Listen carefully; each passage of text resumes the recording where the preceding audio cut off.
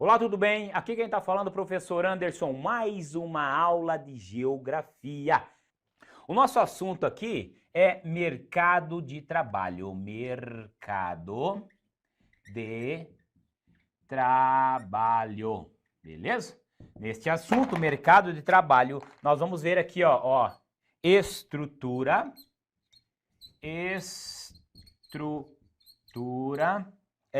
ocupacional.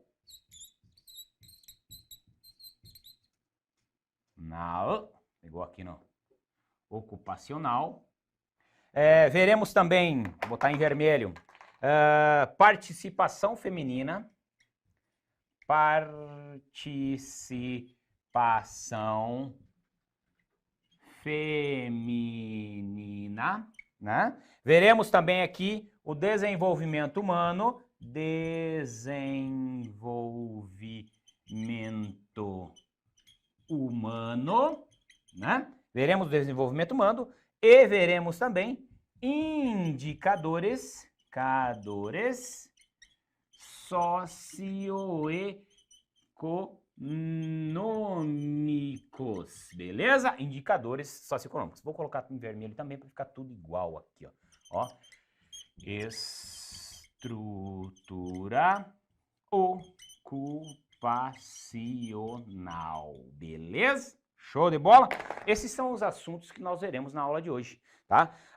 Assuntos, repito, importantíssimos. Questões sobre estrutura ocupacional, sobre a própria participação feminina, já apareceram no nosso edital, no nosso concurso, tá? Então vamos ficar atentos que pode ser que se repita esse assunto, beleza? Para isso, trouxe alguns slides para a gente debater um pouquinho sobre esses assuntos. Acompanhe comigo então na sua tela o primeiro slide lá.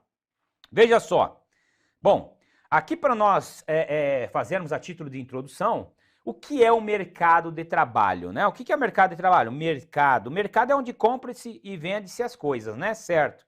Mercado de trabalho é o quê? É o mercado da mão de obra, claro, claro. O mercado de trabalho dos países, eles podem estar, vamos dizer assim, aquecidos ou não. Tá, professor? Não entendi. Volta para mim rapidinho. Por quê aquecidos ou não, né? Como é que é essa expressão aquecido? O que é o mercado aquecido, né? O mercado de trabalho aquecido, por exemplo, é quando eu tenho bastante disponibilidade de mão de obra, né? Ou bastante disponibilidade de serviço, né? Bastante disponibilidade de serviço, repetindo, né? Então, quando tem bastante emprego, eu estou com o mercado de trabalho aquecido. Bom, a gente sabe que estruturalmente, conjunturalmente, isso vai mudando. Estruturalmente, conjunturalmente, qual a diferença? Já te mostro. Tem o desemprego estrutural e o desemprego conjuntural. O estrutural e conjuntural que são desempregos diferentes.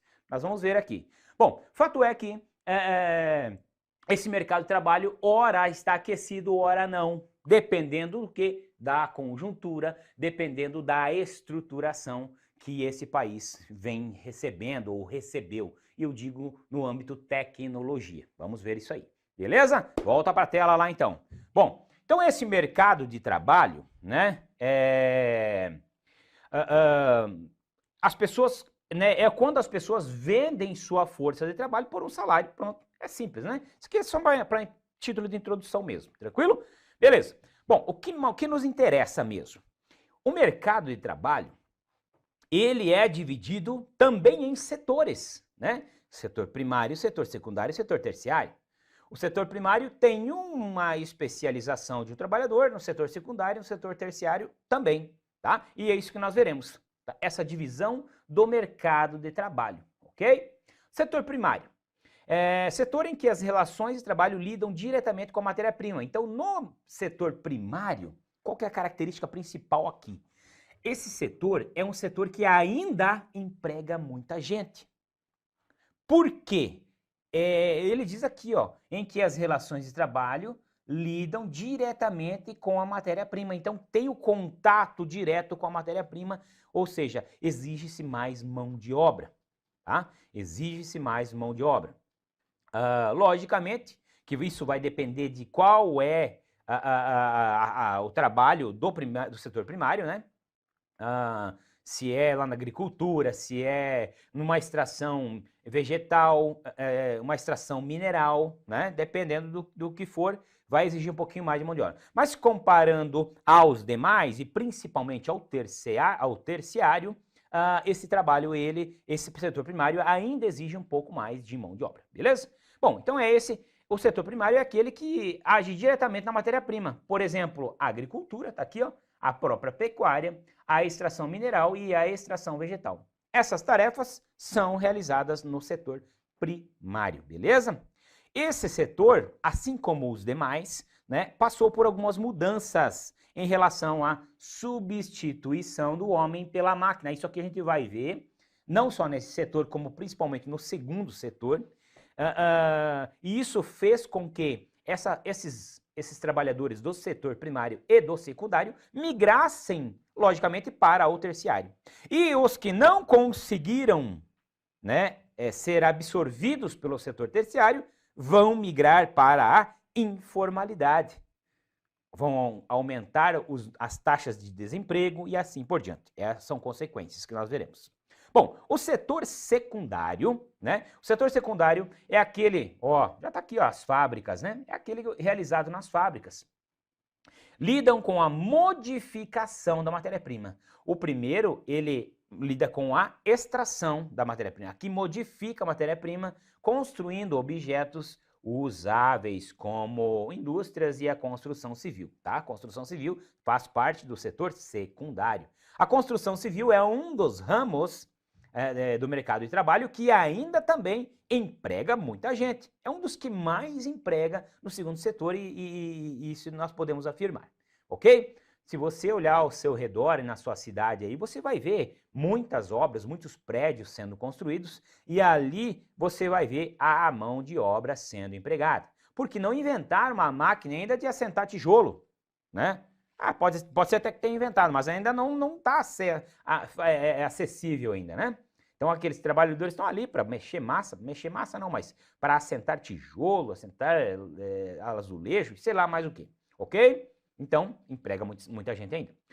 Esse setor transforma os produtos do setor primário em produtos usáveis, né, e também para exportação, tá? E para consumidores domésticos, ok? Então, segundo setor, setor secundário, beleza? E terceiro setor. O setor terciário, tá? Onde estão as relações de trabalho interpessoais entre as pessoas, tá? É onde você tem o contato corpo a corpo com as pessoas, né? Num mercado, por exemplo, os vendedores do mercado têm contato com os compradores, então tem as relações, tem a manutenção das relações interpessoais, né? E eu dei exemplo do mercado, os serviços também, né? Que fazem parte do setor terciário, um serviço do serviço público, né? Lá no INSS, por exemplo. Então tem o contato corpo a corpo. Então faz parte do setor terciário. Esse setor terciário, aqui tem alguns exemplos, ó. Bancos, hospitais, escolas, né? E outras. Ele poderia ter mercados, lojas, aqui ramo de vendas, né? Prestação de serviços. Então são alguns exemplos do setor terciário. Lembrando que esse setor terciário, ele é um setor que vem crescendo muito esse setor terciário. E crescendo tanto que veio a causar um fenômeno chamado de terciarização da economia. E ó, é terciarização, tá? Preste atenção. Já caiu uma pegadinha num concurso por aí, que o cara botou terceirização. Terceirizar é outra coisa. Terciarizar é uma coisa e terceirizar é outra. Terceirizar é eu mandar fazer, né? Por exemplo, eu tenho uma empresa lá que faz calçados, né? E essa empresa precisa ser manutenida, ela precisa ser limpa, os banheiros precisam ser limpos. Eu não vou pegar a minha mão de obra para fazer os calçados, por exemplo, né? E colocar para o cara limpar banheiro. Porque aí eu estou subempregando o meu funcionário, né? Ele é especializado em costurar a sola do sapato, por exemplo. E aí ele vai lá e vai limpar vaso. Não que seja um serviço desmerecedor, porém, eu posso contratar uma empresa específica para isso, que vai ter já os utensílios, vai ter os maquinários específicos para aquela atividade, ok? Então isso é terceirizar, é o mandar fazer. A terciarização é quando o setor terciário da economia ele está mais inchado ou ele está mais eminente, né, na economia, né? É uma das maiores características da fase atual do sistema capitalista. Vivemos hoje um capitalismo, né, em que a economia ela é regulada pelo mercado, né? Um capitalismo financeiro já, quase passando já esse capitalismo financeiro, um capitalismo que exige a compra, a venda, hoje a venda pela internet e tal. Então, um setor da economia, um setor terciário que vem sendo muito procurado e vem sendo inchado, tá? Aqui nós não estamos falando de hipertrofia do terciário ainda, tá? Alguns países, né, e como o caso do Brasil, estão com o setor terciário inchado, quer dizer que a mão de obra disponível para este setor não é totalmente absorvida, ou seja, tem muita gente sem trabalho. E aí, quando eu tenho essa situação, eu digo que o meu setor terciário está hipertrofiado. Beleza? Isso é importante, hein? Isso é importantíssimo. Bom, o que fez essa economia crescer, ou melhor, essa terceirização? O que fez a economia ser terciarizada? O que fez? Vejam só aqui, ó. Ele daqui embaixo ele dá um exemplo, né? A mecanização do campo, já vou explicar melhor. A produção flexível, vou explicar melhor, né? O aumento da globalização e assim por diante. Mas aqui estão as causas da terciarização da economia. Bom, dentre as causas da terciarização da economia estão, sobretudo, as transformações técnicas ocorridas no campo e nas indústrias. Por exemplo, né, lá nas indústrias, vamos começar com as indústrias. Melhor, vamos começar com o campo. Lá no campo, antigamente, para capinar 1 hectare, né, precisava aproximadamente 10 trabalhadores ou mais, né? Então vejam, vamos capinar essa 100 por 100 aqui, 1 hectare. Imagina quanto trabalho dava. Então, quanto mais gente com a enxadinha, mais rápido seria, né? Olha quanta mão de obra. Porém, com a evolução técnica que ele fala aqui, ó, ocorrida, né, ao longo do século XX e século XXI agora, né, essa mão de obra está sendo cada vez menos necessária, porque ela foi substituída ou está sendo substituída pelas máquinas, tá? E aí obriga aos trabalhadores do primeiro setor ir buscar serviço aonde? No segundo. E aí chega no segundo setor, que é o setor industrial, que era assim, ó, olha quanta gente trabalhando aqui. E aí vem para um segundo setor que é modificado, que também recebe a tecnologia, recebe os maquinários, e o segundo setor fica assim. Olha só, olha as diferenças das fotos, tá vendo ali? Né? Opa, vou voltar aqui. Bati sem querer aqui. Olha a diferença das fotos. Olha quanta gente trabalhando ali. Olha quanta gente tem trabalhando embaixo. Ninguém, é isso mesmo. Logicamente que por trás desses robôs tem o pessoal especializado. Não esqueça disso. Especializado. Bom, e aí ele cita a mudança, né? A mudança dos métodos de produção. Nós saímos de uma produção fordista, onde se usava muita mão de obra, produção em série e tal. Aí introduziu-se os maquinários, beleza. Mas os métodos de produção, né? Os métodos de produção mudaram. Hoje, não é vantajoso para uma indústria automobilística, que é o caso dessa imagem aqui, realizar estoques. Vou fabricar aqui 1000 carros iguais, vermelhos, todos da mesma cor. E vou estocar, porque vai que alguém vem comprar, já está pronto, né? Exatamente. Antigamente, no método fordista, era assim que se pensava. Produção em massa, estoques, né? Quando o comprador viesse comprar, já estava ali, já ia levar embora o carro quase pronto à entrega. Porém, o método desenvolvido pelos japoneses, chamado de toyotismo, né? Foi depois chamado de toyotismo. Ele determina a produção flexível, ou seja, eu não realizo mais a produção em massa. Eu só vou realizar a produção conforme a demanda, conforme a solicitação, tá? Isso é chamado de produção flexível. E aí você imagina que a mão de obra, a necessidade de mão de obra também diminuiu? Exatamente isso. A necessidade de mão de obra também diminuiu. Ou seja, fez com que essas pessoas migrassem para o terceiro setor. Migrassem para o terceiro setor. E as economias, isso é geral, tá? Não é só do Brasil, não. Do Brasil também. As economias, de modo geral, elas estão assim, compensadas, elas estão vindo, as economias estão baseadas, essa palavra, elas estão baseadas no terceiro setor, tá? Quem contribui mais para o PIB de muitos países é o terceiro setor, tá? Ok? Beleza, essas são as causas da terceirização da economia. Tá, veremos mais aqui, ó.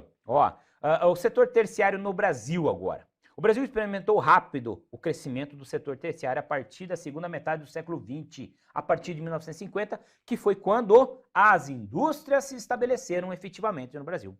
Tá? Aqui alguns exemplos. Em 1950, o setor terciário respondia por quase 50%, era menos de 50% do PIB brasileiro.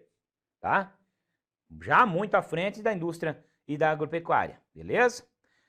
Em 2021, dados atuais, né, o setor terciário representa mais de 60% da economia do país. E se você olhar essa tabelinha aqui do lado, ó, você vai ver justamente isso aí. Ó. Os serviços correspondem a 73%, a indústria 21%, a agropecuária quase 5%. Beleza? E aí tá ali, essa tabelinha vai estar lá no seu material para você analisá-la com calma. Beleza? Dados coletados do IBGE, ok? Show? Tranquilo? Bom, vamos classificar o trabalho, né? O trabalho, eu falei lá no início da nossa aula, que o trabalho pode ser classificado em duas formas, o formal e o informal. O trabalho formal é aquele regido pela consolidação das leis do trabalho, da CLT. Pagamento de impostos, eu tenho pagamento de tributos, eu tenho o oferecimento dos benefícios para o meu trabalhador e assim por diante, com todas as vantagens que as leis trabalhistas oferecem. Isso é um trabalho formal, ou registrado em carteira e assim por diante. Bom, nós também temos o trabalho informal, que é, segundo o IBGE, a categoria que engloba os trabalhadores empregados no setor privado sem carteira assinada. Sem carteira assinada, tá? Empregados domésticos, sem carteira assinada. Empregador, né? O cara que tem uma empresa que não tem CNPJ. Aquele que trabalha por conta própria, sem registro. O trabalhador familiar auxiliar. Então, todos esses exemplos são trabalhadores informais. Mas por que eles são informais, professor? Logicamente que, em sua maioria, são por necessidade do próprio mercado. O mercado não tem empregos formais para todos. E quem não consegue, geralmente, os menos qualificados, por isso a importância da qualificação, geralmente os menos qualificados, eles têm que sobreviver. E um recurso utilizado é a informalidade. E aqui está um belo exemplo, né? O camarada vendendo esses utensílios aí, chapéu, boia, sei lá o que mais, na praia. É um trabalho informal, tá? Um exemplo de trabalho informal, tá ganhando a vida dele ali, porém ele não está pagando impostos, não está contribuindo, ok? Show de bola? Tá? Mas é ilegal? Não é ilegal, né? Só que não ajuda a contribuir, ok? Show? Vamos lá. Bom, aqui nós temos um gráfico pizza, que vai nos mostrar a distribuição da força de trabalho em milhões, né? Força de trabalho em potencial, tá aqui, ó. Né? Pessoal desocupado, 12% da nossa força de trabalho. Trabalho informal, 33%. Os trabalhadores formais, né? Aqui tem o setor privado e o setor público, né? Aproximadamente um 30% e o outro 11%.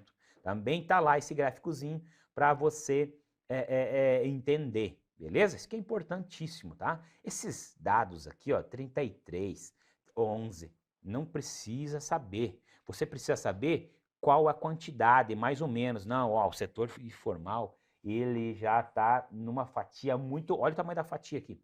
O setor informal, ele tem uma fatia muito grande, né? Vamos somar aqui, ó, 31 mais 12 aqui, ó, vai dar 43% aproximadamente, né? 43 milhões, 43% aproximadamente. 43 milhões, né? Milhões, tá em milhões, tá? Contra 35. Então tá quase empatado, né? Exatamente isso aí, beleza? Isso, né, representa a informalidade, representa uma economia de um país. Esses dados do Brasil, ok? Bom, aí vamos para esse pessoal que está desocupado, tá? O que tem esse pessoal desocupado? O mercado de trabalho e o desemprego, né? O desemprego tem dois modos, né? Comentei no início também. O desemprego conjuntural, tá? O que é o desemprego conjuntural? Que ele está associado a crises econômicas. É quando a economia entra em recessão e empresas fecham, indústrias fecham, e aí acaba que tendo que mandar gente embora. E aí pessoas ficam desempregadas pela conjuntura, né? Pela conjuntura. Depois que a economia volta a aquecer, esse emprego conjuntural, ele vai se estabilizando, ou poderá se estabilizar, beleza? Aí tem aqui, ó, as causas, né? Eu falei isso, que a recessão econômica, sim, quedas nas vendas, quedas na produção, nas vendas, problemas naturais como grandes secas, geadas, né? Isso vai causar o desemprego conjuntural, né? Interfere nas produções e, logicamente, vai interferir no emprego, ok? Tem o emprego conjuntural e o emprego estrutural. E esta chargezinha que você está vendo, ela vai exemplificar muito bem, porque o emprego estrutural é causado pelas máquinas, é causado pela tecnologia estrutural, por causa da estrutura, porque a estrutura de produção, ela foi sendo modificada. Eu não falei que no Fordismo, nós vimos na foto, aquela grande quantidade de pessoas trabalhando, depois na foto do Toyotismo, né, que era de baixo, a robotização, quase não aparecia ninguém na imagem e a produção ainda sendo executada. Então, isso é uma forma de desemprego estrutural, o chamado desemprego tecnológico, que é a mesma coisa, beleza? Foi o desemprego em que a mão de obra foi substituída pelas máquinas. Mão de obra substituída pelas máquinas. Ó, exemplos aqui, ó, os robôs, os tratores lá na agricultura, os computadores, né? Que dispensam o uso da mão de obra humana, ok? Show de bola? Desemprego conjuntural, desemprego estrutural. Bom, vamos falar um pouquinho da estrutura ocupacional, né? E aí vamos falar aqui da população economicamente ativa, a PEA, tá? No Brasil, de acordo com o IBGE, a população economicamente ativa compreende 63%. Somos a maioria, ou melhor, temos a maioria de mão de obra ainda, tá? Vivemos um período chamado de bônus demográfico. É quando a maior parte da população está em fase de trabalho, está em força de trabalho, beleza? Então a nossa população economicamente ativa está aí aproximadamente 63%, porém está diminuindo. Isso é um problema grave, porque quando a população diminuir de 50%, for menos de 50%, quer dizer que vai ter mais gente para ser sustentado do que para sustentar. Então, isso aqui é uma coisa alarmante, beleza? Show! Aí nós temos, por outro lado, a população economicamente inativa, que é o conceito utilizado para classificar o grupo social de pessoas que não integram o mercado de trabalho. Não integram o mercado de trabalho, né? Quem são esses camaradas aí? Os mais idosos, né? O pessoal mais idoso e algum pessoal que tem as crianças, né? E os deficientes. O cara tem problema mental, o cara... as diversas deficiências, né? O cara sofreu um acidente e ficou incapacitado definitivamente e assim por diante. Esses são a população, fazem parte da população economicamente inativa, ok? Bom, aqui um pouquinho sobre a participação feminina que nós comentamos no início. Participação feminina no mercado de trabalho. Essa participação, ela vem aumentando. Isso começa, efetivamente, por volta dos anos 50 a 60. Por volta dos anos 50 e 60, a mulher entra no mercado de trabalho. Ocorre a introdução da mecanização no campo. Isso faz com que ocorra um intenso êxodo rural.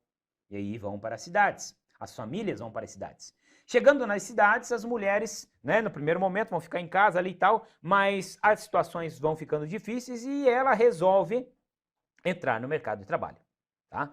E a partir daí não sai mais. Hoje a participação da mulher, né, ela vem aumentando cada dia mais, né? Ela faz o trabalho, algumas mulheres fazem trabalho que homens não fazem, tá? Porém, isso é fato, isso é verdadeiro. Os salários das mulheres não acompanham a evolução do número de postos de trabalho. Não acompanham a evolução dos salários dos homens. Então é muito comum ter mulheres executando a mesma tarefa que um homem, porém ganhando menos. É muito comum. Tá? Isso é importante para a sua prova, tá? As mulheres estão participando do mercado de trabalho? Sim, cada vez mais. Elas não são a maioria, porém elas estão cada vez mais em participação, porém ainda não estão sendo recompensadas da mesma forma que os homens, beleza? Fica ligado, isso é importante, tá? Isso é importantíssimo, não esqueça. Aqui nós temos um gráfico onde você consegue entender um pouquinho mais sobre isso, tá? E aí temos algumas informações importantes. Ó, sobre a população total, as mulheres não são a maioria ainda, tá? Ó, eles perdem um pouquinho, ó, as mulheres são o que está em branco, tá? O total e que está em branco. Ó, então as mulheres não são a maioria ainda. Uma observação importante, aqui ó, Forças Armadas, Policiais e Bombeiros. São setores em que as mulheres são a maioria, né? Ou as mulheres, né, estão... Não digo estão na maioria, mas tiveram um crescimento maior do que os demais. Não são a maioria, mas tiveram um crescimento maior do que os demais, e essa é a força de expressão. Ok? Tranquilo? Né? E ó, pode ver que elas estão ali, ó, estão nas barbas, tá? Nas barbas, tá? Beleza? Ok? Show. Então tá. Tá repetindo, as mulheres não são a maioria, é que elas estão se destacando além dos homens, e é o que mostra o nosso gráfico aqui. Bom, para finalizarmos a nossa aula, a gente vai falar aqui dos indicadores socioeconômicos, e o que eu separei para você aqui foi o IDH. O IDH é uma medida comparativa usada para classificar países em grau de desenvolvimento. Onde é melhor para se morar? Já escutou essa expressão? Sim. É melhor para se morar lá no Rio Grande do Sul. É melhor para se morar lá no Nordeste. Então, como é que chega a essas conclusões? Como chegam a essas conclusões? Baseado no Índice de Desenvolvimento Humano, que leva como critérios 3 aspectos, né? Ele vai levar como critério, por exemplo, a alfabetização, né? Está aqui, ó. Leva 3 aspectos.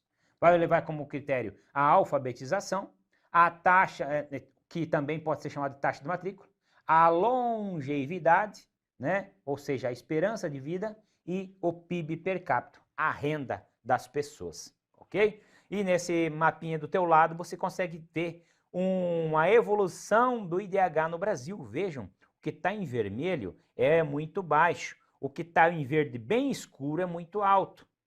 Hoje, né, 2018, um mapa mais atual que nós temos aqui, hoje, o Distrito Federal, São Paulo e Santa Catarina somente tem IDHs muito altos. E vamos comparar lá em 1991, olha quanto do Brasil tinha um IDH muito baixo. Hoje, os IDHs mais baixos são ainda de Alagoas e do Piauí, que está aqui. Beleza? Show de bola? Tranquilo? Beleza pura. Pode voltar para mim aqui, ó. Com essa explicação, a gente encerra essa nossa aula, onde nós falamos de assuntos importantíssimos sobre o mercado de trabalho. Olha só quanta coisa que você teve nessa aula aqui. Então, eu peço a você que tenha sempre em suas mãos o resumo da nossa aula, tá? Que ele está lá no seu material. Pegue seu material quando for assistir a aula e acompanhe, tá? Faça suas anotações. Essas imagens que você viu, elas são fundamentais. Você lê, você enxerga e você escuta. Olha quanta coisa. Então não tem erro, beleza? Ficamos por aqui e até a próxima aula. Show de bola. Vamos tomar uma aguinha aqui.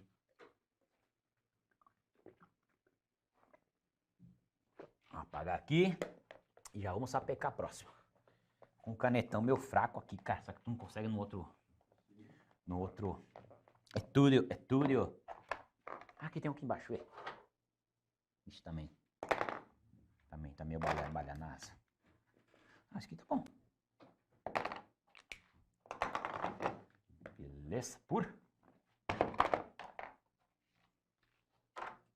Tem aqui um monte. Ixi, tá aqui, ó. Tá aqui, mas estão tudo... Não quer mais. Hopihá, ha. Show. Beleza? Vamos dar um ESCzinho aqui para descartar. Vamos preparar a próxima. Fechando. Pam. Proximeira 61. Ok.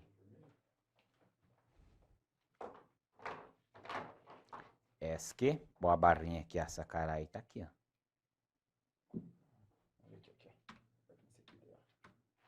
Ah, safadão. Tá bom, fechou. Olha um golinho d'água aqui só pra...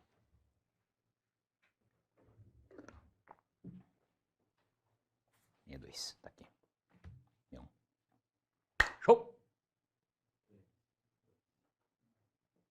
Vamos iniciar a nossa aula. Vamos falar hoje sobre geografia do Brasil, espaço humano, urbanização brasileira e processo de urbanização e arredo urbano. Bom, no seu edital, lá do edital da geografia do Brasil, da parte de geografia do Brasil, nós vamos ter um assunto importantíssimo, que é o que eu falei aqui.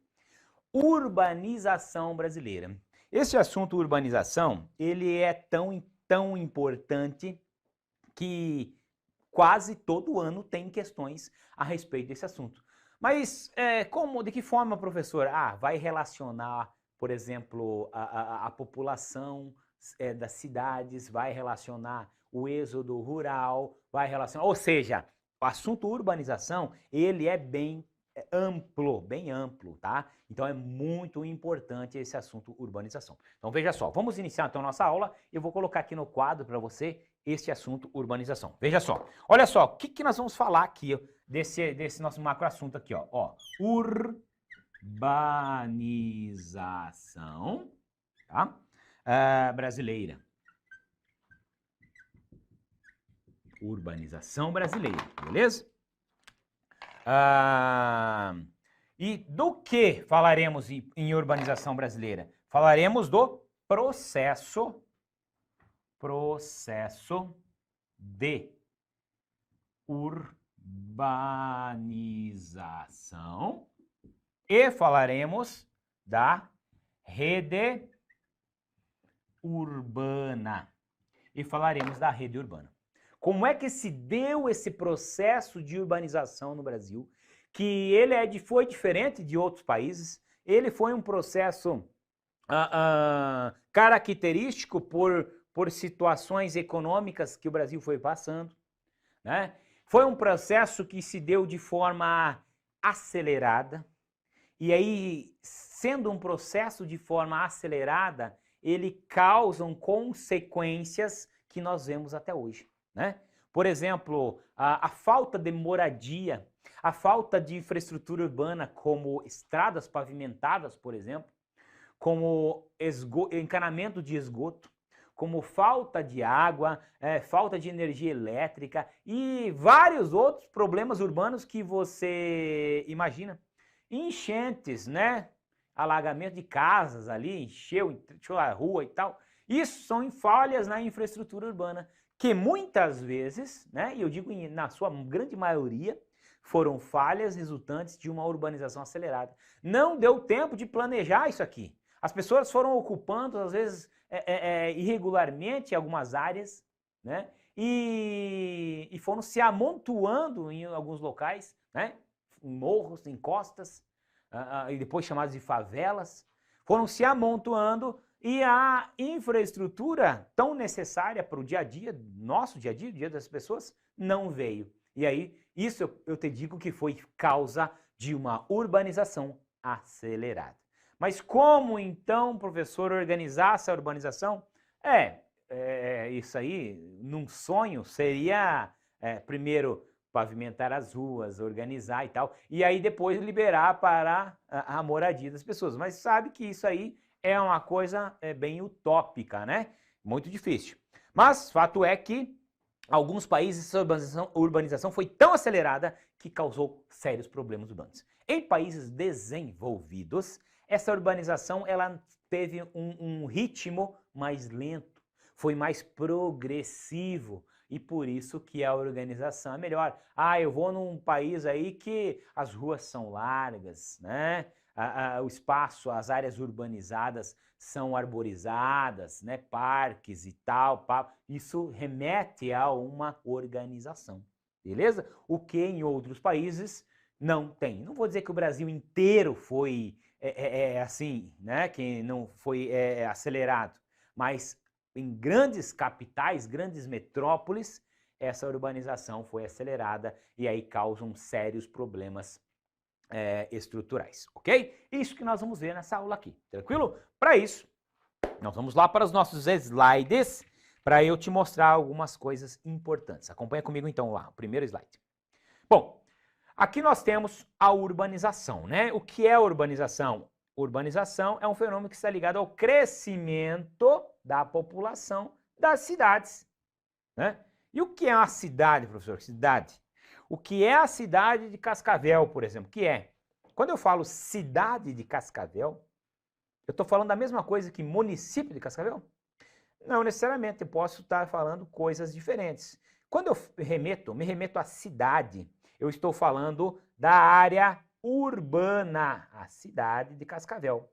Quando eu falo município de Cascavel, eu estou falando de todo o limite municipal, né? Que inclui também a área rural, beleza? Essa é a diferença entre cidade e município, tranquilo? E quando as cidades concentram o maior número da população de um município, eu digo que essa cidade é urbanizada, né? Ela é mais urbanizada do que ruralizada.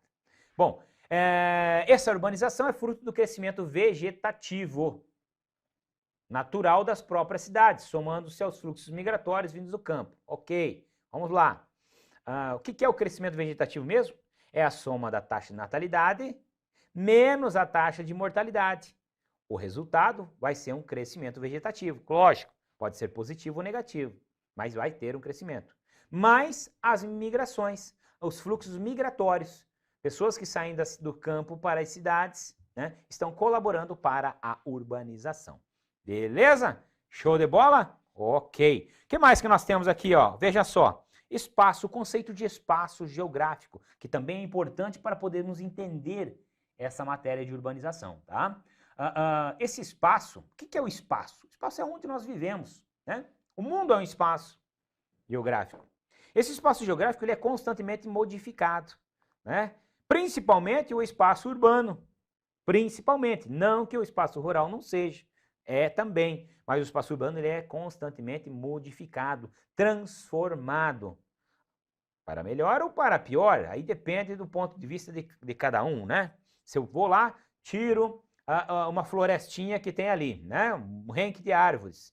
Tiro esse renque de árvores e construo uma praça. Ou melhor, construa um shopping. Para alguns foi excelente. Que ideia mágica, né? Construir um shopping, cara, posso ir no shopping agora, só tinha aquelas árvores ali e tal. Para outros, né, essa construção já vai gerar descontentamentos. E o ar puro que nós tínhamos, agora não tem. Bom, isso é o espaço geográfico. Esses são exemplos de transformações realizadas no espaço geográfico. Tranquilo? Fácil de entender, né? Bem facinho mesmo. Bom, e cidade, né? O termo cidade é utilizado para designar uma entidade político-administrativa urbanizada. Beleza? Cidade, a cidade de Cascavel. Às vezes é comum você falar a cidade de Cascavel, alguém falando cidade de Cascavel, se remetendo a todo o município, né?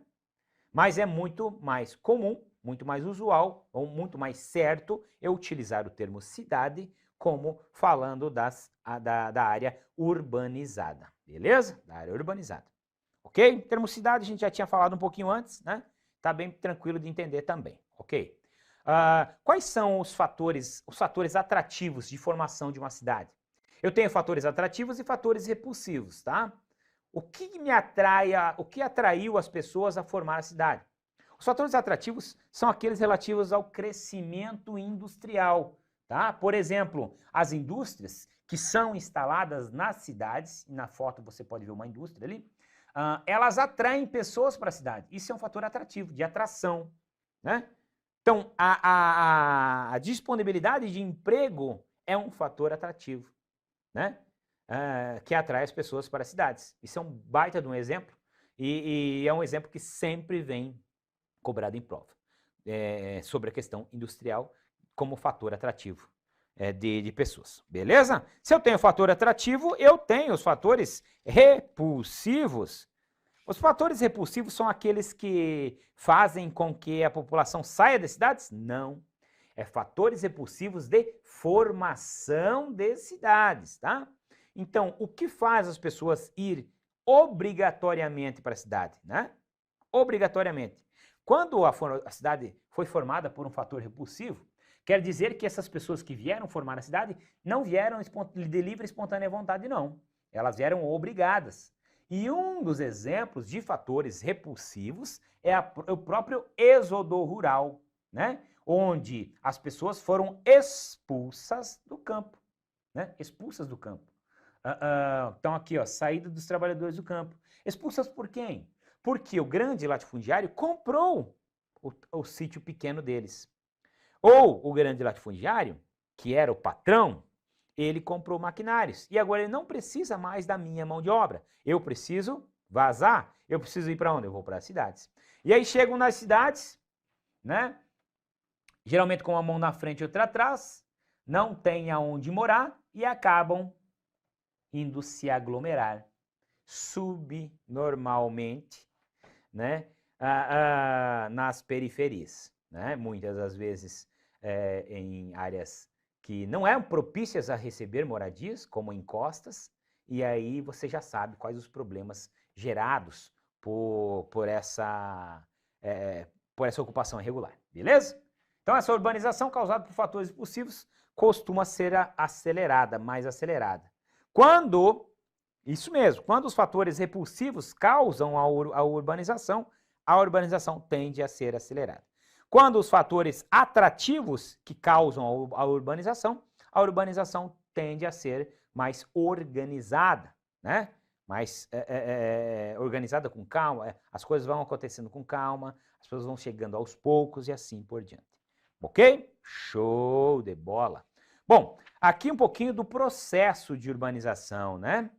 A urbanização, como está falando aqui, não é um processo uniforme, né? E não é um processo uniforme no mundo. Cada país tem um modo de urbanização. A urbanização, ela se dá pelos fatores impulsivos e atrativos, como vimos anteriormente, né? E com incidências, né, maiores ou menores, dependendo das conjunturas atuais, né? Na atualidade, grande parte da população mundial é considerada urbana. Então, o mundo é urbano, isso aqui é importante, tá? Ó, a maior parte da população mundial mora onde? Nas cidades, tá? E isso, né, vai nos remeter a que nas cidades a tendência é de as pessoas consumirem mais. Consumirem mais.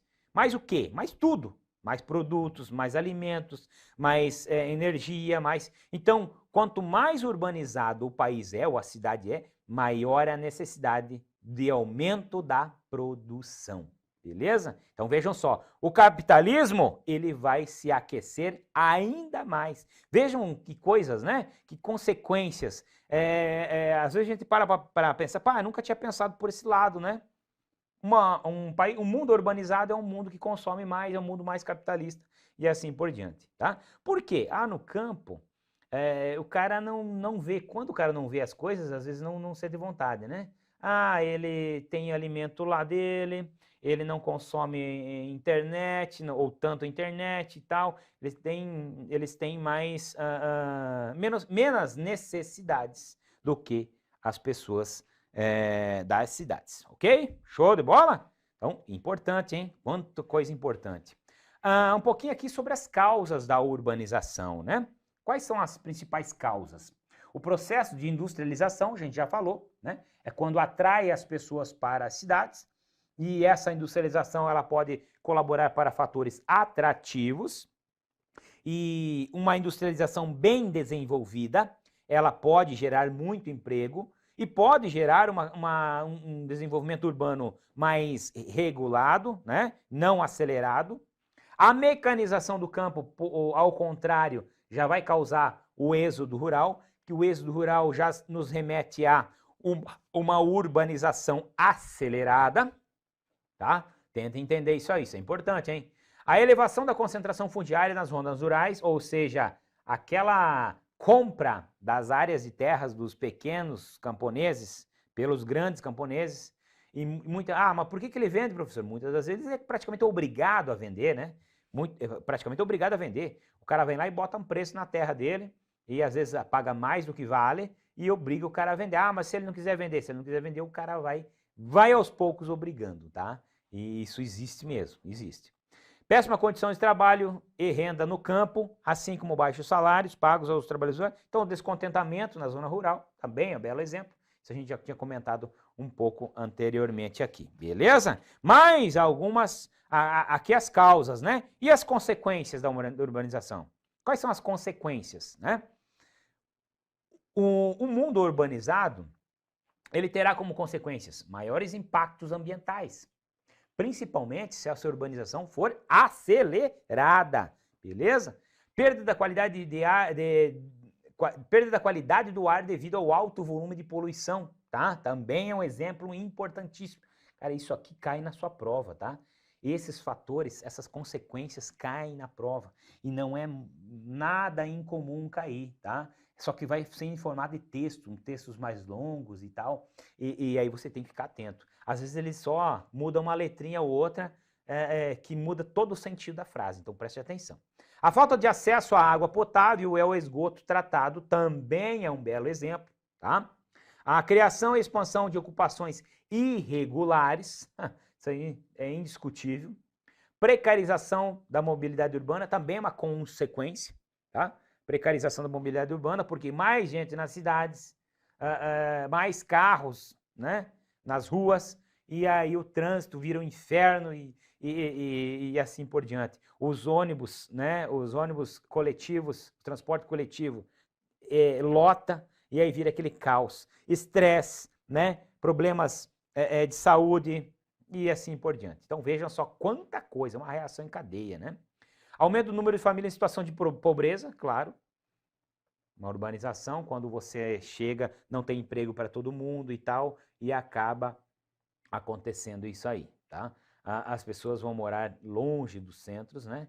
Em áreas periferizadas, e começa a maior segregação espacial, né?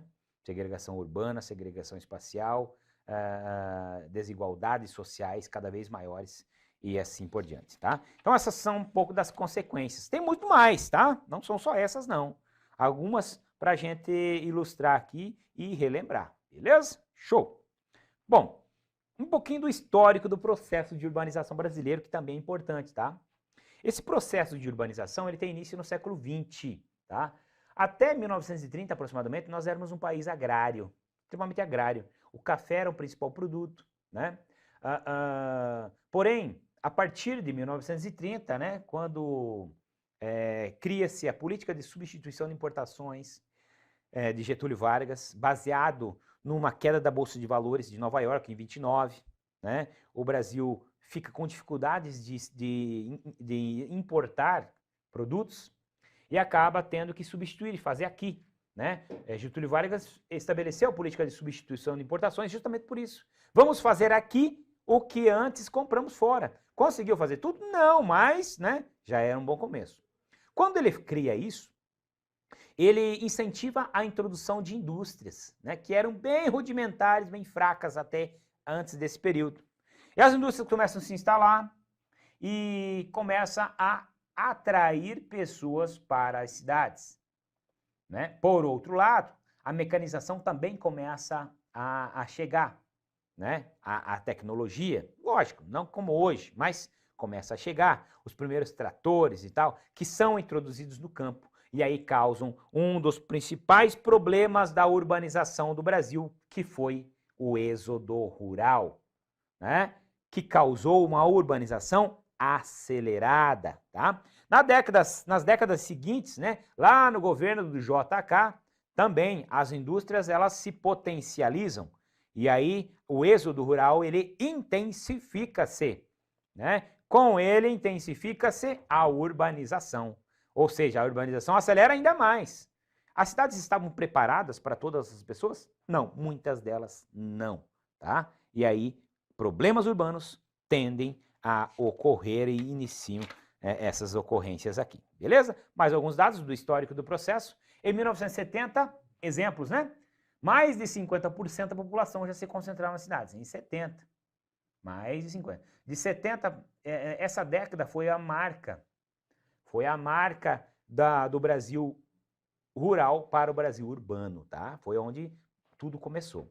O Brasil tem um processo de urbanização considerado acelerado, isso que eu já falei, e eu repito, e vocês anotem, e você ilumina, tá? Isso aqui é importante. O processo foi acelerado. Mas aí, o que isso quer dizer? Quer dizer tudo que eu já falei anteriormente, né? Sendo acelerado, eu tenho isso aqui, ó, né? Isso aqui é uma charge. E as charges nesse assunto são muito comuns, tá? Preste atenção. Charge é muito comum, né? Essas ironias aí, ó. Tem outras imagens interessantes também, aparecem mansões do lado da favela, né, de desigualdades sociais. Então, fica esperto, isso aí é muito comum cair na sua prova, tranquilo? Beleza. Aqui, para nós lembrar, né, isso aí com certeza você já viu, mas a gente vai relembrar, o processo de urbanização nas diferentes regiões brasileiras, tá? Olha só, para a gente comparar. A região norte, em 1940, tinha 27% de urbanização. Em 1970, tinha 45%. Olha o salto que deu, né, em 30 anos. Né? Praticamente dobrou a urbanização. O Nordeste, em 40, tinha 23%. E em 70, tinha 41%. Também praticamente, na verdade, dobrou, mais que dobrou. O Sudeste, em 40, tinha 40%. 39%, né? Em 70, foi para 72%. Hoje o Sudeste tem 93% de urbanização. O Sul, em 1940, 27%. Em 1970, 44%. O Centro-Oeste, 21% lá em 1940 e 48% em 1970. Beleza. Bom, mas agora se atenha a esses dados aqui, ó, tá? Aqui foi importante para a gente ver a evolução. O Brasil evoluiu e o Brasil ficou urbano, né? O Brasil tem aproximadamente, hoje, 85% de urbanização. 85% das pessoas moram nas cidades. A região sudeste é a mais urbanizada do Brasil, como região. ela tem 93%. Olha só, pouca gente mora no campo, né? Pouca gente. Em segundo lugar, com 88%, eu tenho a região centro-oeste, tá? Preste atenção, a região centro-oeste, ela tem 88%. A região sul, ela tem aproximadamente 84%, 84,5%, 85%, né? A região sul, ela é praticamente a urbanização do Brasil, tá? É a mesma urbanização do Brasil. A região norte, né, tem aproximadamente 73,5%. Né? A região nordeste tem 73%.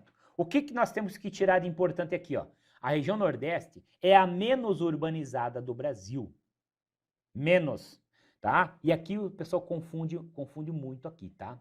Confunde muito com urbanização e densidade demográfica, tá? A densidade demográfica, a região com menor densidade demográfica é a região norte, tá? E aí os autores das questões, eles tentam fazer com que o candidato se perca nisso aqui, tá? Ele vai dizer, a densidade demográfica é tal, vai contar um textinho e depois vai falar da urbanização, ou vice-versa, tá? Nordeste é a menos urbanizada. Mas o Nordeste tem 30% da população, tem 30% da população, sim, mas é a menos urbanizada, ok?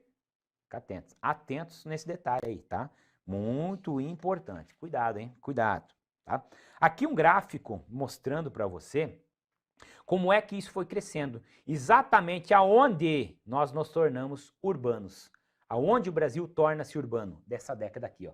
Da década de 70 para 80, melhor, da década de 60 para 70, mais ou menos aqui assim, ó, né? Da década de 60 para 70, nós tornamos urbanizados, tá? Entre esses 10 anos, nós nos tornamos urbanizados, e isso é importantíssimo, tá?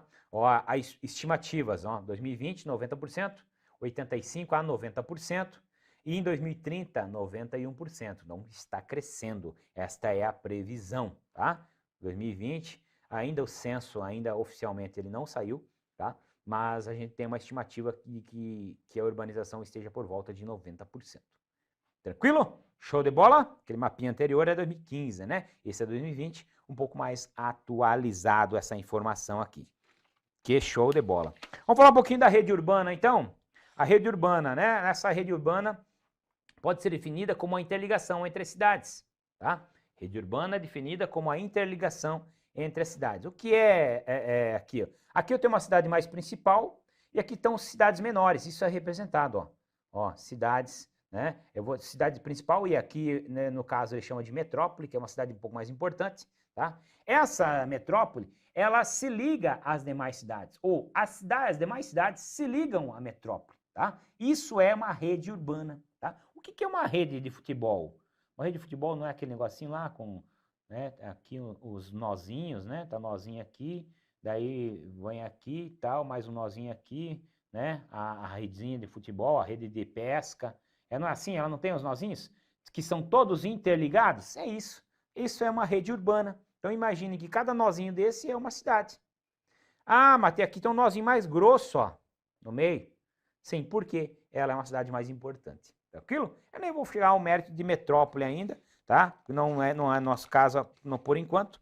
Importante que você saiba que existem cidades mais influentes e outras menos influentes. Beleza? Show de bola? Então tá aqui, ó, a rede urbana, ó, tá?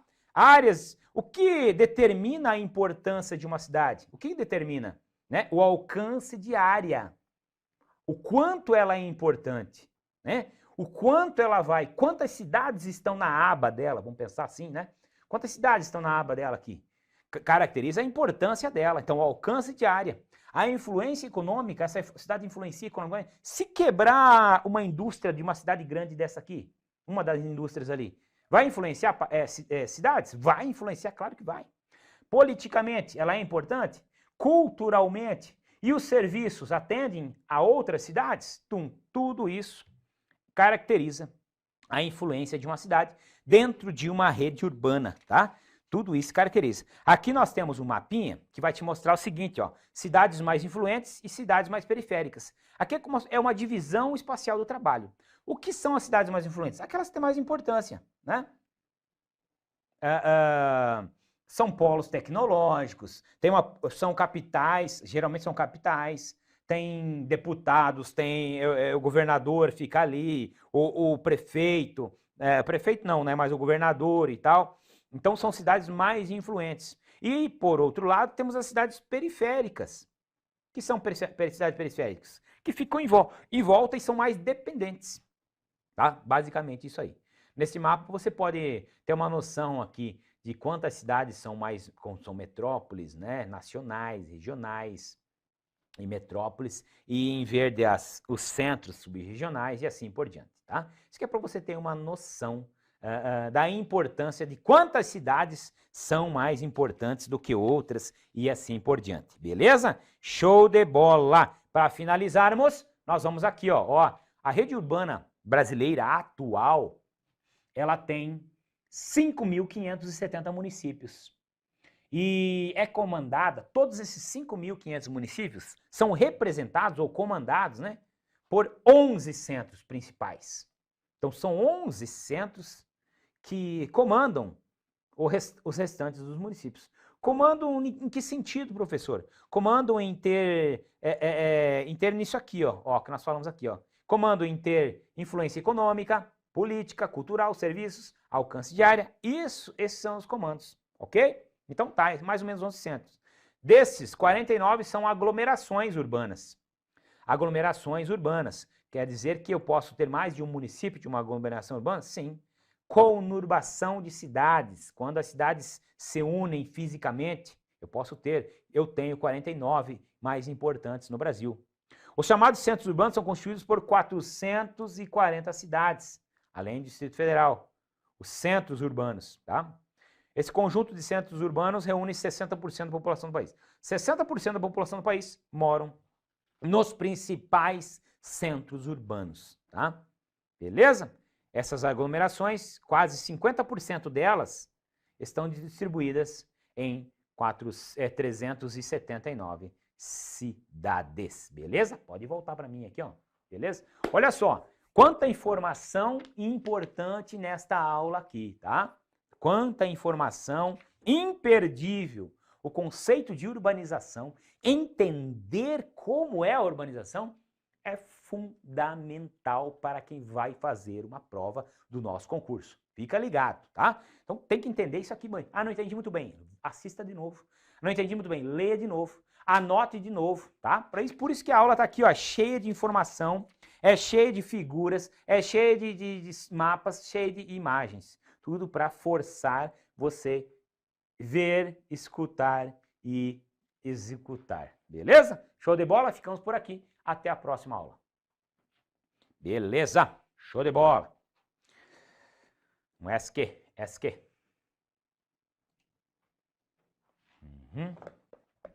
Urbanização.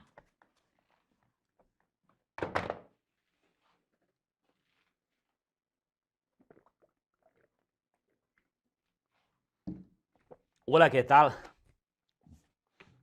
Arruda tá aí esse bruxo aí. Bruxo. Já tá no ESC aqui. Vamos lá, nossa próxima aula agora vai falar de hierarquia urbana. Que top agora, hein? Hierarquia urbana. Sai daqui.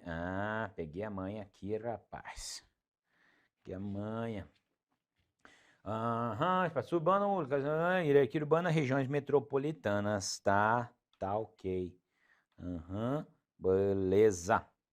Hierarquia urbana e regiões metropolitanas, nossa próxima aula agora, tá? Vamos lá. Show de bola? Vamos iniciar então nossa próxima aula, que vai tratar de hierarquia urbana e regiões metropolitanas. Lembrando que nós estamos falando aqui, ó, da geografia do Brasil, né? E dentro da geografia do Brasil tem um tópico chamado urbanização brasileira.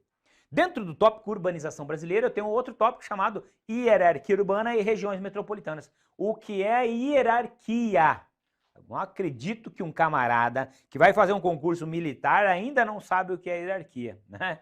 Hierarquia é um mandar mais do que o outro. Pronto.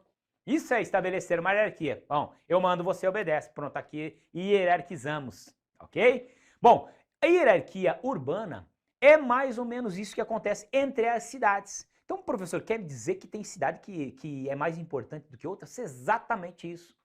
Mas que tipo de importância? Não, mas a minha cidade, eu nasci aqui, a minha cidade é mais importante do que todas do Brasil. Não é nesse sentido, né? Não é no sentido de sentimento. Né? Não é no sentido de sentimento. É no sentido de importância em economia, política, né? Infraestruturas, oferecimento de serviços. Isso sim nos remete à hierarquia. Então essa cidade ela é mais importante, porque ela tem hospitais mais aparelhados, ela tem grandes universidades, ela tem uma rede urbana desenvolvida que atendem outras ao redor, né? Exemplos, ela é o centro econômico do estado, ela é o centro político do estado, né? E ali fica a Câmara dos Deputados que elaboram leis ali para que atendem todos os municípios. Olha a importância, né, de uma cidade como essa.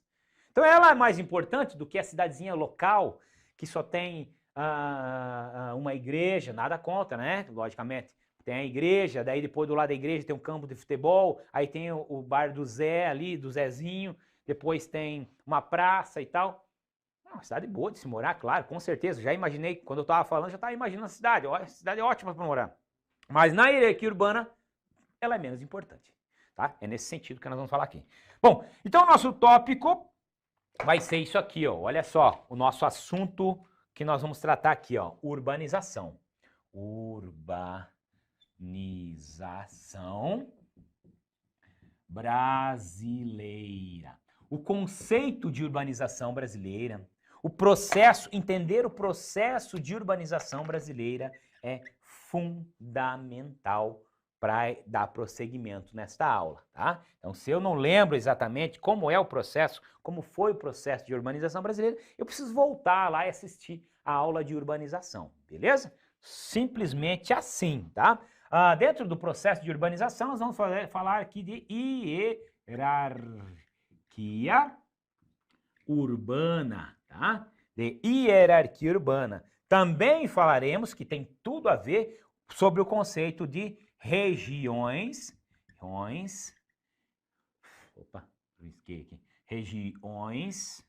metropolitanas. Regiões metropolitanas. Tranquilo? Show de bola. Para então nós entendermos esses conceitos tão importantes para a geografia e para a sua prova, vamos lá para os nossos slides, onde tem o resuminho, o extratinho que você precisa saber. Veja só. Bom, lembrando que esses slides aqui, ele é um resumo do seu material, tá? O seu material já está resumido, fica tranquilo, já está ali em tudo que você precisa. Aqui é um resumo do material ainda, tá? Mas o ideal é que você leia o seu material mesmo, tá? Ele está um pouco mais completo. Bom, urbanização brasileira, tá? Entender o processo de urbanização brasileira, eu falei anteriormente que é fundamental para nós dar prosseguimento nessa aula, sim. Vamos recordar algumas coisas então? No Brasil, o processo de urbanização ocorreu de forma mais intensa entre as décadas de 40 e décadas de 80. O Brasil torna-se urbano, né? Urbano da década de 60, para a década de 70. Para a década de 70, tá? É aqui que a população torna-se predominantemente urbana, claro. Bom, mas ele já me remete a 1940, porque em 1940 a industrialização ela começa a realmente querer funcionar no país. E a industrialização ela atrai pessoas para as cidades. Beleza? Show. Tá bom. A urbanização brasileira foi motivada principalmente pelas péssimas condições de vida na zona rural brasileira.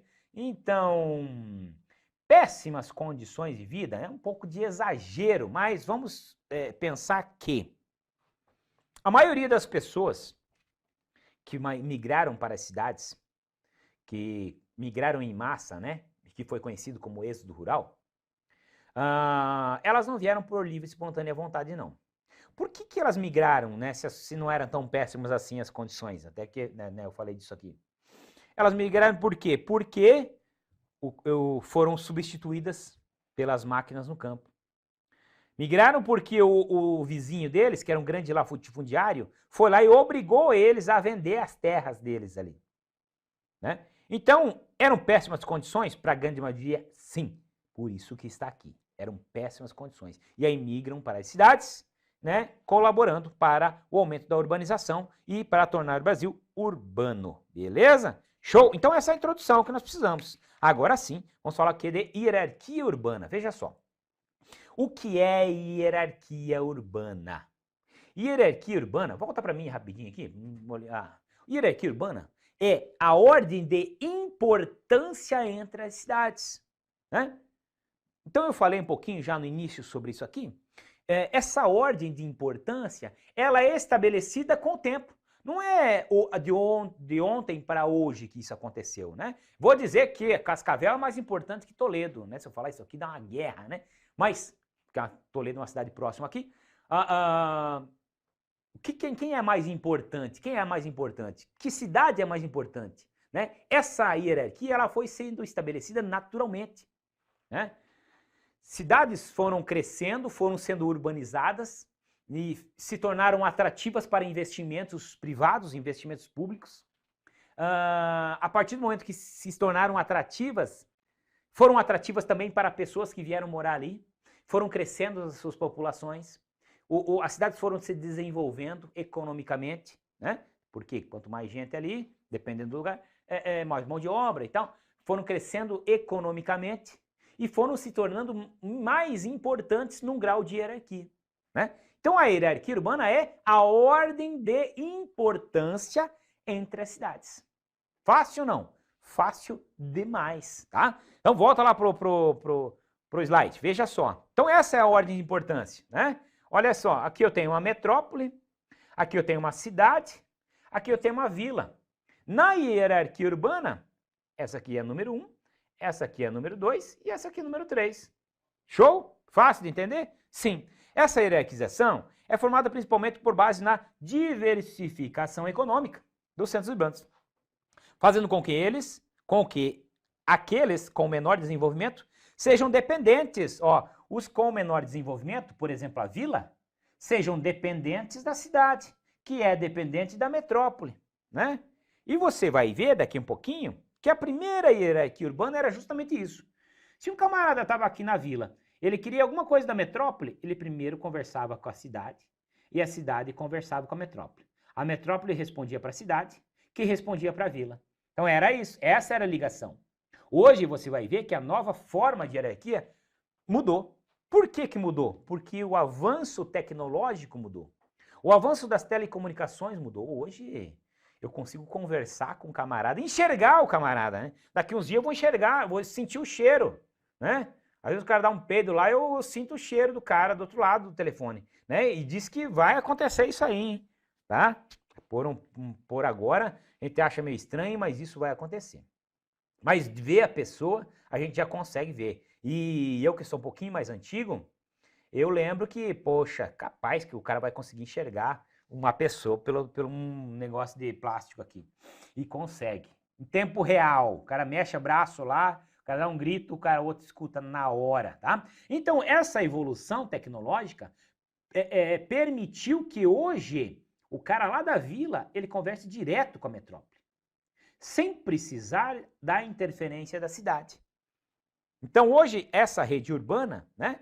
Essa rede urbana que está aqui, ó, ela é estabelecida, né, de maneira em que os fluxos de informações, de transporte, de fluxos de pessoas, eles são mais ativos, ok? A gente vai entender um pouquinho mais. Calma lá que a gente já vai explicar. Então, há diversificação econômica, né?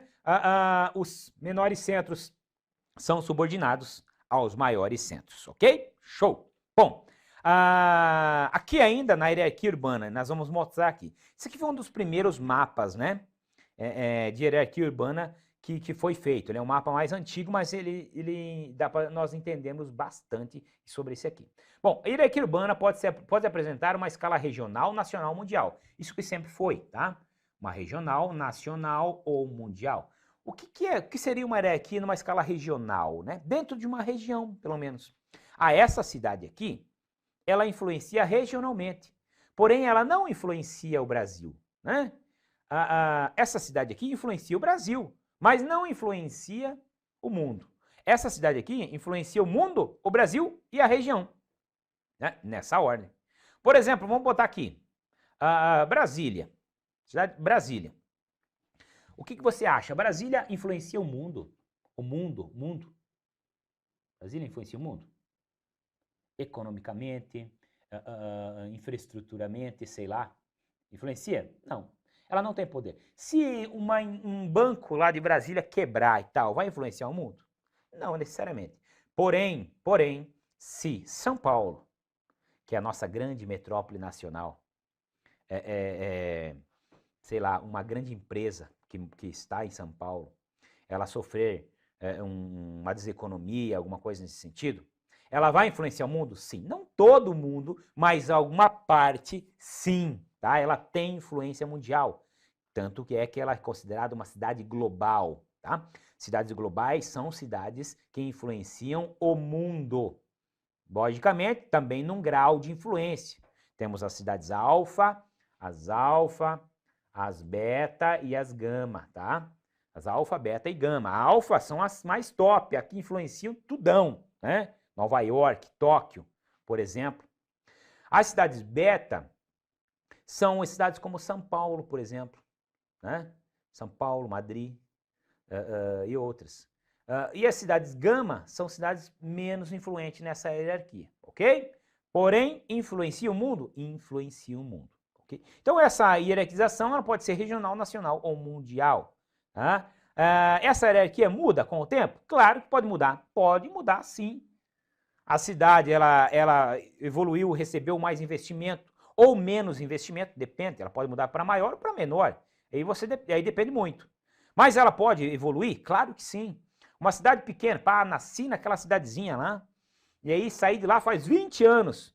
Como a cidade cresceu, hoje é uma metrópole. Isso pode acontecer, claro que sim. Ou ao contrário, saí daquela cidade, tinha 20 mil habitantes, hoje tem 5 mil habitantes, né? Ela continuou sendo uma cidade pequena, mas, né, ela evoluiu, beleza? Então isso é importantíssimo também. Fica bem atento, né, que isso cai. Aqui um exemplo do que eu falei anteriormente, né? Antigamente, como era o esquema clássico de hierarquia urbana? Ó, a vila conversava com a cidade local, com o centro regional, com a metrópole, beleza. Show? Agora como é, professor? Agora como é? Né? Olha só, as cidades podem se comunicar diretamente com a metrópole, tá? Diretamente com a metrópole. Quem determinou, quem estabeleceu a hierarquia urbana? Quem determinou? Foi o IBGE, né? O Instituto Brasileiro de Geografia e Estatística. Ele estabeleceu que nós temos metrópoles, capitais regionais, capitais subregionais, centros de zona e centros locais. Ainda, né, metrópoles, por exemplo, nós temos outras subdivisões. Capitais regionais também e as demais também. Subdivisões dentro dessa classificação. E aí nós vamos ver uma por uma agora, beleza? Vamos lá, vamos falar um pouquinho de metrópoles então, né? Metrópoles, de acordo com o REGIC de 2018, há 15 metrópoles no país. 15 metrópoles do país. Exercendo grande influência em toda a extensão territorial do Brasil. Com base nesse estudo, metrópoles brasileiras foram subdivididas em níveis. Olha só os níveis aqui, ó. A grande metrópole nacional, a metrópole nacional e a metrópole. Tá? Grande metrópole nacional é metrópole. Então, nessa hierarquia, tá? Grande metrópole. Temos 15 hoje no país. 15 dessas aqui, ó. Como grande metrópole nacional, nós temos São Paulo, que tem uma influência, como eu falei, no Brasil inteiro, tá? Economicamente, principalmente, tá? No Brasil inteiro. Então, está aí até uma imagem de São Paulo, né? Uma fotografia de São Paulo, mostrando a importância dessas cidades. Lá no seu material, você vai ler mais um pouquinho e vai ver quais são o que tem de importante, que São Paulo faz de importante, tá? Então lá no seu material você vai olhando lá, tem coisas importantes a você saber. Mas saiba que São Paulo é a nossa metrópole nacional, influencia nacionalmente. Temos duas metrópoles, aqui grande metrópole nacional, não esqueça, grande. Aqui nós temos as metrópoles nacionais, duas metrópoles nacionais importantes. Brasília, né? Influenciando politicamente o Brasil, está aqui, ó, politicamente o Brasil, e Rio de Janeiro. Rio de Janeiro é uma cidade tão importante porque ela é politicamente importante e economicamente também. Então ela assume essas duas funções, política e econômica. Política por quê? Porque ela era a capital do Brasil até então, até 1960, né? E economicamente por quê? Porque ela fica do lado de São Paulo. Do lado, não, né? Mas né? Fica no eixo Rio-São Paulo. Então, ela tem uma economia muito forte. Por isso que ela é classificada assim, como política e economicamente importante. Beleza? Grande presença nacional, forte presença nacional, tá? Metrópoles. Então, falamos das grandes metrópoles nacionais, das metrópoles nacionais e agora as metrópoles. As metrópoles são 12, né? 12 cidades importantes na hierarquia. E aí, nessas imagens, são as três últimas, e eu já vou falar delas, tá? Como metrópoles que influenciam regionalmente, influenciam as suas cidades, influenciam os seus estados e a região, eu tenho Belo Horizonte, Curitiba, Porto Alegre, Belém, Manaus, Salvador, Recife, Fortaleza, Goiânia, Florianópolis, Vitória e Campinas. Você tem essas últimas aqui, ó. Essas últimas foram classificadas agora em 2018. Até então, elas não eram classificadas como metrópoles, tá? Então preste atenção nessas três últimas, que elas podem vir na sua prova. E a última aqui é Campinas. Se você parar para olhar um pouquinho, você vai ver que de todas essas cidades, a única que não é capital do estado é Campinas, né? Campinas é essa cidade aqui, ó, que você está vendo aqui, ó. Essa aqui é Campinas. Campinas é uma metrópole, tá? Porque tem influência econômica em uma determinada região. Aqui você vai ver Florianópolis e aqui você está vendo a cidade de Vitória, lá no Espírito Santo. São as três últimas metrópoles classificadas pelo IBGE. Beleza? Show? Tá bom, não vai esquecer disso aí, hein? Essas três aqui, ó, aposto uma questão nessas três cidades aqui. Bom, metrópoles, né? Das metrópoles, nós vamos para as capitais regionais. As capitais regionais são o segundo nível, abaixo das metrópoles, tá? Elas subdividem-se em capitais regionais A, capitais regionais B e capitais regionais C. O que tem de diferente para uma metrópole? O nível de influência. O nível de influência, somente isso, tá? Aqui um exemplo de uma cidade considerada capital regional. O que eu tenho de legal? Olha só o trevo aqui, né? O trevo da cidade. Então, ele me mostra que a cidade ela tem muito fluxo, né, de pessoas passando por ali. Até porque eu tenho uma região teoricamente industrial aqui, ó. Teoricamente não, é industrial, né? As indústrias instaladas. Então, essa cidade, ela tem influência, claro, pessoas vêm trabalhar ali. Essas indústrias produzem produtos para distribuir numa determinada área. Então, são cidades importantes, são as capitais regionais tipo A. As tipo B vão ser um pouquinho menos influentes e as tipo C um pouquinho menos influentes também. Beleza? Show! Das capitais A, B e C, nós temos os centros subregionais. Também os centros subregionais são hierarquizados em 2 níveis, não em 3 como as capitais, mas em 2.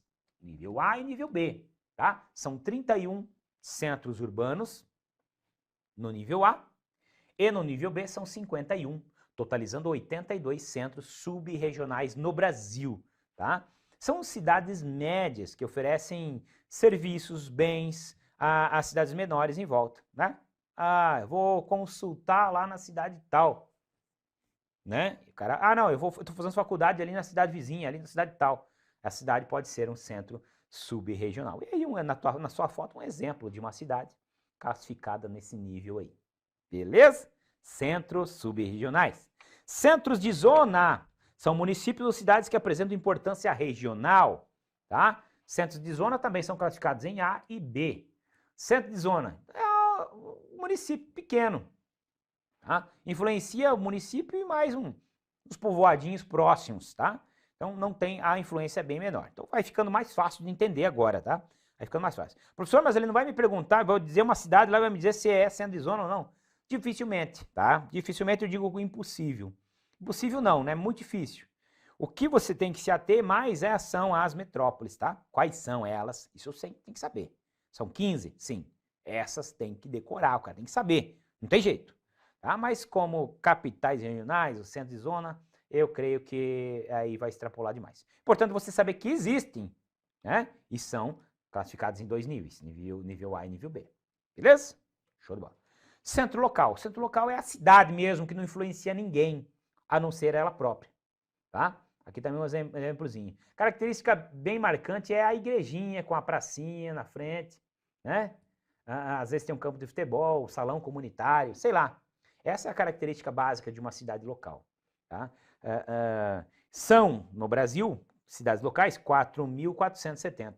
São 5.570 municípios, e desses 5.000, 4.473 são cidades locais que não influenciam nenhuma outra, somente ela. Beleza? Show? Tranquilo? Importante, hein? Repito, muito importante essa matéria, muito comum questões no nosso concurso sobre essa matéria, então abra o olho e fica ligado, tá? Aqui neste mapa aqui, ó, que eu vou mostrar, nós temos um exemplo aqui, bem atualizado, das nossas capitais, das nossas metrópoles, capitais, centros, né, e cidades locais aqui. Tranquilo? Aí você pode analisar, vai estar lá no seu material também. É 2018, porque foi a última classificação do IBGE, né, referente a esse assunto, referente à importância e a classificação e a hierarquização das cidades. Ok? Rede urbana.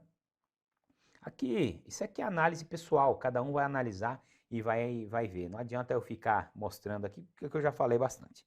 Tranquilo? Show de bola. Bom, regiões metropolitanas. Isso aqui é um conceito importante também, tá? O que é uma região metropolitana? Põe para mim um pouquinho aqui.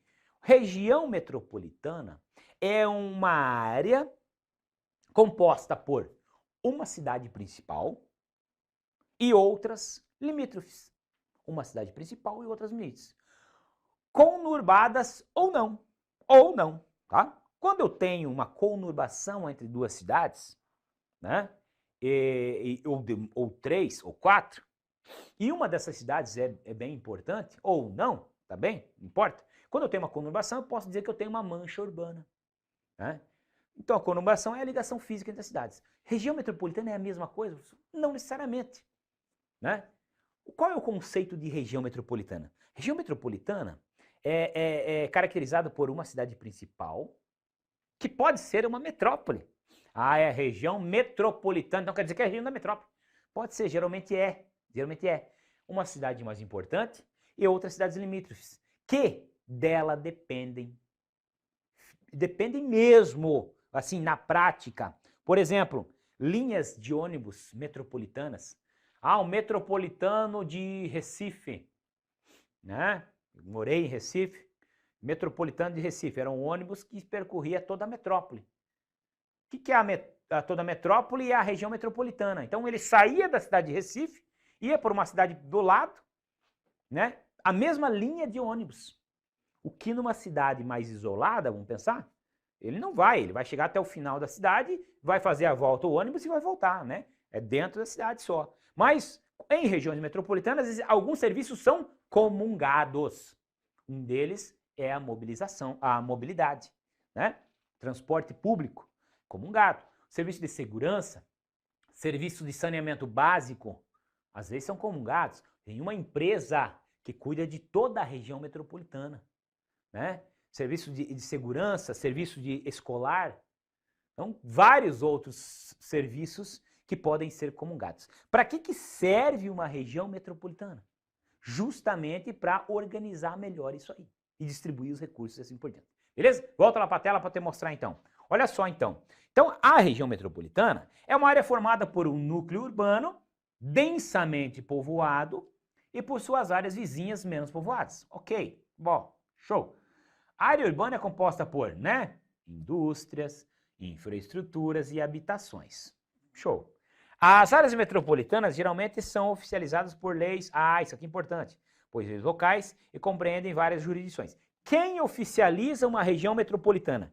O governo do estado. As regiões metropolitanas são reguladas pelo estado, tá? Regiões metropolitanas são reguladas pelo estado, repito. As áreas metropolitanas geralmente são oficializadas por legislações locais, compreendem várias jurisdições e subdivisões, né? Divisões com municípios, bairros, distritos, cidades, ok? Então, aqui no seu mapa você pode ver algumas das principais regiões metropolitanas. Algumas das principais, tendo em vista que esse mapa é 2010, tá? Nosso censo oficial é 2010. E a gente vai ver uma evolução, tá? De como elas eram e como estão, tá? Vamos ver um mapa mais atualizado? Aqui, a região metropolitana, tá? As regiões metropolitanas formam aglomerações urbanas, né? Pela cidade núcleo, uma cidade núcleo, e uma conurbação, dependendo os limites físicos entre si. Formando uma impensa... Parece que é uma cidade só. Se você passar de avião por cima de uma região metropolitana, você vai achar que é uma cidade só, né? E aí não é, de fato não é, ok? A Constituição Federal de 88, no Brasil, deixa a cargo dos estados a instituição de regiões metropolitanas, ok? E aí nós temos elas aí, ó, as principais, né? Não estão nominadas, mas lá no seu material tem todas as regiões metropolitanas, tá? Você vai ver lá depois, tá? Então nós temos aqui as principais, tá? Aqui São Paulo, aqui, ó, vamos pegar um exemplo, o estado do Paraná, por exemplo, lá quantas? Temos aqui Curitiba, temos Londrina, Maringá, temos outras regiões, né, metropolitanas importantes aqui. Show? Logicamente que esse mapinha já vai te mostrar, vai te explicar um pouquinho mais sobre elas, tranquilo? Quais são os objetivos mesmo que eu falei? Os objetivos de uma região metropolitana, né, são a criação de uma região metropolitana não se presta a uma finalidade meramente estatística, não é só para estatísticas. O principal objetivo é a viabilização desse sistema de gestão e funções públicas de interesse comum. Viabilização de funções públicas de interesse comum, ou seja, organização do interesse comum das pessoas que ali moram, né? Interesse comum é o quê? Saúde, educação, transporte, saneamento básico, segurança e assim por diante. Esses são os principais objetivos de uma região metropolitana. Beleza? Aqui, ó, segundo os dados do IBGE, as cidades sedes das 11 redes metropolitanas de primeiro nível. Então, as redes metropolitanas também têm níveis, né? Níveis de importância, as maiores, as menores. As maiores, né, os primeiro nível, aquelas que são maiores, as mais influentes, as regiões metropolitanas mais influentes são Belém, Belo Horizonte, Curitiba, Fortaleza, Goiânia, Manaus, Porto Alegre, Recife, Salvador, Rio de Janeiro e São Paulo, tá? Essas são as maiores no primeiro nível, as mais importantes do Brasil, tá? Do Brasil. Tranquilo? Show de bola. E para finalizar aqui nossa aula, nós temos aqui, ó o mapinha com as 10 maiores regiões metropolitanas do Brasil. 10 exemplos delas aqui, tá? Os 10 principais exemplos e onde elas estão. Aqui tem um pouquinho da população dela, né? População das regiões, ó, quantas pessoas abrange e assim por diante. E aqui o mapinha onde elas estão, ó, tá? Lembrando que a denominação de região metropolitana, né, vai ser a cargo dos estados. Eles é que vão decidir aonde vai ser uma região metropolitana. Tranquilo? Pode voltar para mim aqui, ó. Bom, com essa explicação a gente encerra essa aula que falamos de urbanização brasileira, hierarquia urbana e regiões metropolitanas. Não esqueça, esses assuntos são importantíssimos. Para isso, tá aqui, ó, tá tudo na sua mão e na sua cara, é só você entender, beleza? Ficamos por aqui, até a próxima aula.